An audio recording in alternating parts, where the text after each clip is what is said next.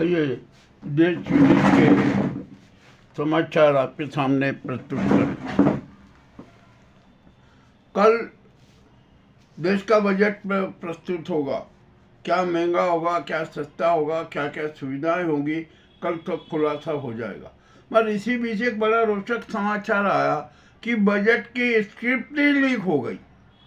ये कैसे लीक हुई, क्यों हुई, किसने की, यह भी मामला अति रोचक है। जो भी है ना, ठीक है, हो देखा जाएगा। अब ये भी मामला बड़ा रोचक है। अब यहाँ पर अडानी को बचाने के लिए भारत सरकार ने खूब प्रयास किए, परंतु बचा नहीं पाए और अडानी ने अमेरिका की कोर्ट में सरेंडर कर दिया। ठीक है, हो गया। अब क्या दिक्कत? अब मोदी जी भी संकट में है। मोदी जी अमेरिका जाने से घबरा रहे। Epstein फाइल्स का भी खौफ उनके दिमाग में है। जो भी होगा, होना होगा, सब हो जाएगा। अब वो मोदी की डिग्री भी फर्जी सिद्ध हो गई। मामला बड़ा विचित्र हो गया। इसी अब मोदी से कब त्याग पत्र लेंगे, कब क्या कार्रवाई होगी, ये भी मामला बड़ा जल्दी सामने आने वाला है। अब क्या किया जाए? यहाँ तो देश में हत्याओं का दौर चल रहा है। राजस्थान के कथावाचक है प्रेम भाई साहब,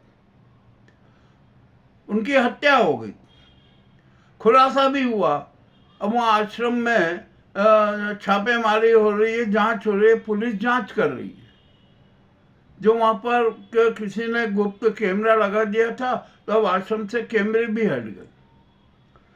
और जिस गैंग ने कैमरा लगाया था ना, उस पर 20 लाख की फिरौती का आरोप भी लगा के मामला जांच में आया है। बहुत कुछ साफ होने वाला है।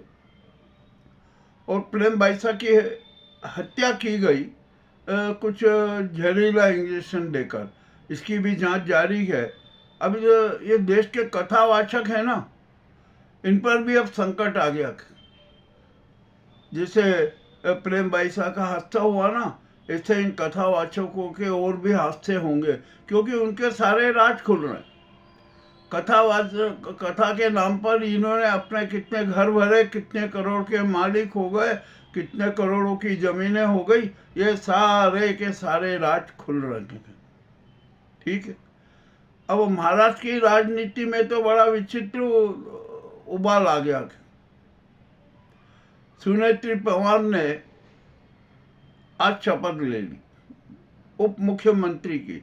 वित्त विभाग नहीं मिला, हल्का फुल्का विभाग मिल गया, ठीक है। परंतु एक बात बताऊं कि जब 13 दिन का परिवार में शोक होता है ना, तो किसी भी प्रकार के आमोद प्रमोद नहीं होते हैं, कोई कार्य सुख पार्य नहीं होते हैं। तो ये कार्य क्यों हो गया? क्यों शपथ ले ली? वो कहती बाद में शपथ लेंगे, परंतु नहीं। ये जो राजी गुजराती गैंग और अमित शाह का शातिर खेल था कि किसी भी तरीके से वित्त विभाग तत्काल उनके हाथों में आ जाए, और वो आ गया। और अब ये वित्त विभाग भी है ना, फडणवीस के पास ही रहेगा। चलिए ठीक है। अब इतना सब कुछ होने के बावजूद महाराष्ट्र में राजनीतिक उथल पुथल जारी है। उद्धव, शरद, शिंदे और राज, ये सब एक मंच पे आ गए। तो इनका जो भाजपा का बहुमत रहेगा नहीं, तो ये सरकार गिर जाएगी, इसमें भी कोई शंका नहीं है। एनसीपी का एकीकरण होके रहेगा, जो 8 फरवरी को होने वाला था। अब वो हो सकता है कि 8 से 12 के बीच में हो जाए। ठीक है, ये भी होगा। अब यहाँ पर सोने चांदी के नाम पर क्या क्या खेल हो रहे थे, कितने बर्बाद हुए, कितने चौपट हुए, कितने मुनाफे में आए, ये भी अब मामला बड़ा रोचक है। हाँ, जो ये यहाँ पर जो बैठते हैं ना, जो सौदे करते हैं, मामला बड़ा विचित्र है। अब इन पर भी कार्रवाई होगी। कौन, देखा जाएगा कि वायदे के कितने सौदागर हैं और वे क्या क्या करते हैं। सब अब पाराधन तो सचेत आएगा, होगा, उसकी भी भनक लगेगी। मामला बड़ा विचित्र हो गया। चलिए, अभी ये तो हमारे देश का वातावरण भी खराब होता जा रहा है। सांस्कृतिक वातावरण खराब, राजनीतिक वातावरण खराब, धार्मिक आध्यात्मिक वातावरण खराब, और अब तो प्राकृतिक वातावरण भी बिगड़ता जा रहा है।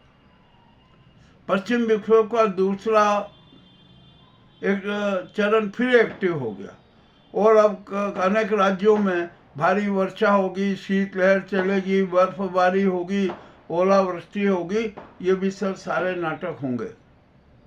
मामला बड़ा गंभीर होता जा रहा है। हमने प्रकृति के साथ जो खिलवाड़ किया ना, वो दुखदाई हुआ, और अब प्रकृति हमें है ना, वही हमें वापस कर रही है जो हमने प्रकृति को दिया था।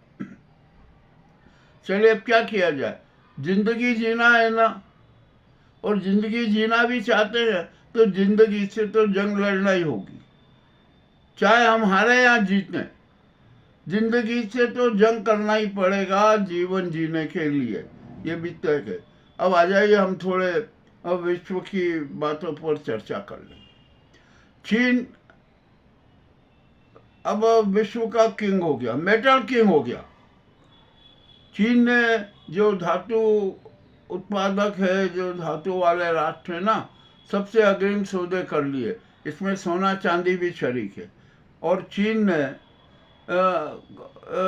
276 करोड़ की आर्थिक स्थिति बना ली, साउंड कर ली अपनी। अब वो और लोन बांटेगा, कर देगा, और कर्ज देकर अनेक राष्ट्रों को अपने कब्जे में लेगा। अब धातुओं के दाम भी बढ़ेंगे, इसमें भी कोई शंका नहीं है। चीन हो गया मेटल किंग, विश्व के मेटल पर उसका एकाधिकार हो गया। अब चीन जो चाहेगा, जिस मेटल के भाव वही निर्धारित होंगे। चलिए ये भी अब खुलासा हो गया, अब कोई दिक्कत नहीं है। अब हम यहाँ पर आते हैं ईरान और अमेरिका के युद्ध की। वहाँ पर युद्ध तो शुरू हो चुका था। आज एक एयरपोर्ट है बंदर अब्बास, वहाँ के उस पोर्ट पर अनेक जगह विस्फोट हुए, बड़ी तबाही मची, 4 लोगों की मौत हो गई। इससे ईरान बेचैन हुआ, और ईरान फिर बयान दे रहा है कि हम डरने वाले नहीं हैं, हम सरेंडर होने वाले नहीं हैं, अमेरिका को करारा जवाब देंगे। दीजिए भाई, अब क्या किया जाए। अब अमेरिका है ना, ईरान के परमाणु केंद्रों पर हमला करने की योजना बना रहा, सारी तैयारी है। B-2 बम वर्षक विमान भी तैयार है, मात्र सिर्फ ट्रंप का आदेश देना और बटन दबाने की देरी है। अब देखते क्या होगा क्या नहीं होगा, कुछ भी अभी कहा नहीं जा सकता। परिणाम क्या आएगा।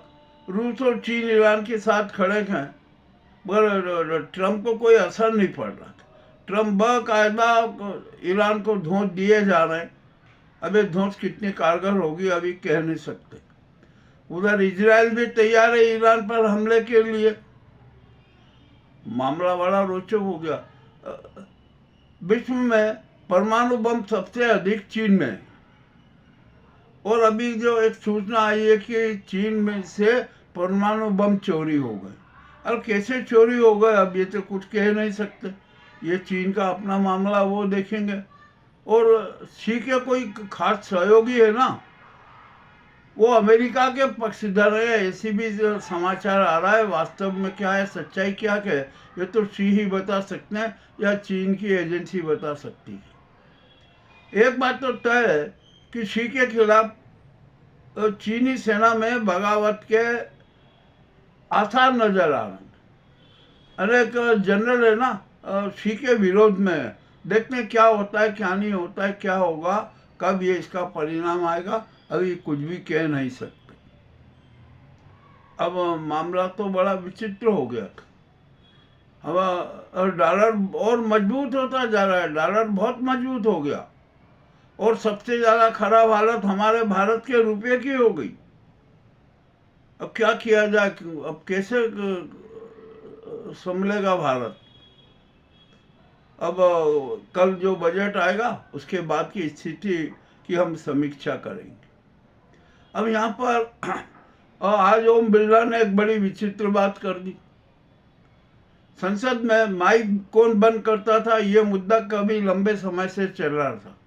आज जब मनीष तिवारी बोलने उठे तो ओम बिरला ने उनसे पूछा कि आपका माइक चालू है ना। मनीष तिवारी कहा कि हाँ माइक चालू हो गया क्या, मगर वहां सवाल उठा कि आखिरकार ये माइक बंद और चालू कौन करता है। बिरला शक पका गए और आखिर में उन्होंने स्वीकार किया कि ये माइक बंद और चालू करने का काम मैं ही करता हूँ। राहुल गांधी ने संसद में खुलेआम कहा था कि मेरा माइक बंद कर दिया यार, तो क्या है, राहुल का माइक भी बिरला ही बंद करते थे। मामला बड़ा विचित्र हो गया। अब बिहार में भी बड़ी राजनीति चल रही है। क्या होगा कुछ कह नहीं सकते। यूजीसी पर फिर अब प्रदर्शन चालू हो गए। मामला तो बड़ा विचित्र हो गया। और एक हमारे सीजेआई सूर्यकांत जी का एक वीडियो वायरल हो गया जो यूजीसी के मामले में, तो ये बड़ा विचित्र काम हो गया। अब यहाँ पर अब एक बात आती है कि जो हमारे न्यायालय है ना, उसमें कितने जज सरकार के पैरोकार हैं और पैरोकार रहे हैं, इसका भी खुलासा हो गया। अब क्या किया जाए, यहाँ पर सब कुछ तो विकृत हो गया। मामला बड़ा गंभीर होता जा रहा है। हमारे देश की स्थिति बड़ी खराब होती जा रही है। अब यहाँ पर देश की रक्षा करना है, संविधान की रक्षा करना है, मानवीय मूल्यों की रक्षा करना है, तिरंगे की रक्षा करना है, जन मताधिकार की रक्षा करना है, प्रजातंत्र की रक्षा करना है, सनातन धर्म की रक्षा करना है। अब ये कौन करेगा? राष्ट्रपति जी भी कुछ नहीं कर पा रहे। वे अपना राजधर्म, संवैधानिक धर्म, प्रजातंत्र धर्म नहीं निभा पा रहे। और ये साधु संत भी है ना, वो सनातन धर्म की रक्षा नहीं कर पा रहे। और ये संघ का जो हिंदू धर्म है ना, इसका गुलाम बनाना चाहते हैं भारत की 147 करोड़ जनता को। ये मनोवादी संविधान लागू करना चाहते हैं, मनोवादी सिद्धांतों को मूर्त रूप देना चाहते हैं, जो कभी संभव नहीं है। और एक बात और मैं फिर स्पष्ट कह दूं, स्पष्ट घोषणा कर दूं कि भारत सनातन धर्मी राष्ट्र था, है और रहेगा। यहाँ पर ये हिंदूवाद और ये बात कुछ भी नहीं चलेगा। ठीक है। अब कल है ना माघ पूर्णिमा, पवित्र नदियों में, सरोवरों में स्नान होंगे, दान धर्म की बातें होगी, कर लो भैया। मगर एक बात फिर मैं कहता हूँ कि जब जो पूर्णिमा का स्नान तो कर लोगे, एक बार जरा अपने वैचारिक मन से आत्मिक शुद्धि के साथ आत्मा का स्नान भी करवा दो, चिंतन के माध्यम से, चिंतन के जल से आध्यात्म का वो करवा दो। अब देखते हैं क्या होता है, कितने लोगों होता है। और कल संत रविदास जयंती भी, संत रविदास जी के को श्रद्धा सुमन अर्पित करने के लिए, उनका स्मरण करने के लिए पूरे देश भर में शोभा यात्रा निकलेगी। राष्ट्रीय पत्रकार मोर्चा भारत की ओर से भी संत रविदास जी को पुण्य स्मरण, उनके चरणों में कोटि कोटि नमन। हम देश के हर नागरिक के चरणों में कोटि कोटि नमन करते थे। और वो इसलिए कि भैया भारत की लाज बचा लो, भारत का अस्तित्व बचा लो, सनातन धर्म का अस्तित्व बचा लो, मानवीय मूल्यों का अस्तित्व बचा लो, आत्मिक रूप से पावन हो जाओ। हम अपना अपना विवेक दीप प्रज्वलित कर लें। और हमारा विवेक है ना, सकारात्मक हो, नकारात्मक न हो। यह हमारे लिए बहुत जरूरी है। ऐसा करना हमारे हित में है, भारत के हित में, राष्ट्र के हित में है। पर मेरे तो एक बात समझ में नहीं आती है, राजनीति, धर्म और धन के गुंडे और फंडे हैं ना, देश को खोखला कर रहे हैं। देश के साथ गद्दारी करना है, खुलेआम गद्दारी करना है। अब तो जनता को सचेत होना पड़ेगा, भारत की रक्षा के लिए, तिरंगे की रक्षा के लिए। और जो माँ भारती की आत्मा पर क्रूर प्रहार कर रही है ना, ये नाजी स्वदेशी गैंग, ये स्वदेशी आतंकी गैंग, उसको भी सबक सिखाना होगा। और इसके लिए जन क्रांति अनिवार्य है। जन क्रांति होना चाहिए संसद से गांव की पगडंडी तक, ये बहुत ज़रूरी है। अब यहाँ पर किसानों को लालच दिया जा रहा है कि अरे सम्मान निधि आएगी, जो भी आएगी, और अब तो यहाँ पर तीन लोगों की पेंशन ही रद्द कर दी जा रही है। विधवा पेंशन रद्द हो जाएगी, जो बुजुर्गों की पेंशन दी जाती है वो भी बैन हो जाएगी। विकलांगों को भी जो कुछ पेंशन का जो लालच दिया जाता है, दी जाती है ना, वो भी रद्द हो जाएगी।